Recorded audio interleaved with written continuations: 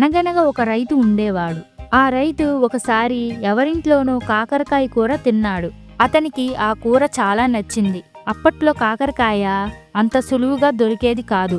అందుకనే కష్టపడి విత్తనాలను సాధించి అవి నాటి కాకరకాయ పాదును భద్రంగా కాపాడుకుంటూ పెంచి చివరికి 3 కాకరకాయలు పండించాడు. అవి ఎంతో సరదాగా కోసుకొని జాగ్రత్తగా ఇంటికి తీసుకొని వెళ్ళాడు. ఇంట్లో అతని భార్యకు కాకరకాయలను ఇచ్చి వాటిని ఉల్లిపాయతో బ్రహ్మాండమైన కూర చేయమన్నాడు. ఆ మర్నాడు రైతు తెల్లవారుజామునే లేచి పొలానికి వెళ్ళిపోయాడు. రోజంతా కాకరకాయ ఉల్లి కారం పెట్టిన కూరని తలుచుకొని అతని నోరు ఊరుతూనే ఉంది. ఎప్పుడెప్పుడు ఇంటికి వెళ్దామా, ఎప్పుడు కూర తిందామా అని ఆరాటపడుతూ ఉన్నాడు. ఇలా ఉండగా అతని భార్య కాకరకాయను 3 ముక్కలు కోసి మంచిగా నూనె వేసి కాకరకాయలు వేయించడం మొదలుపెట్టింది.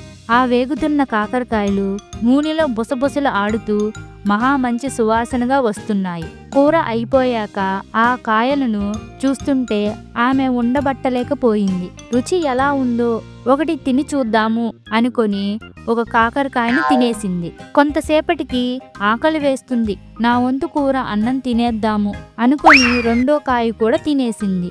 మొత్తానికి పొలం పనులు పూర్తి చేసుకొని రైతు కాకరకాయ కలలు కంటూ ఇంటికి చేరుకున్నాడు. భోజనానికి కూర్చున్నాడు. తన భార్య కూరను వడ్డించింది. ఇదేంటి ఒకటే ఉంది, మిగిలిన 2 కాయలు ఏమైపోయాయి అని అడిగాడు.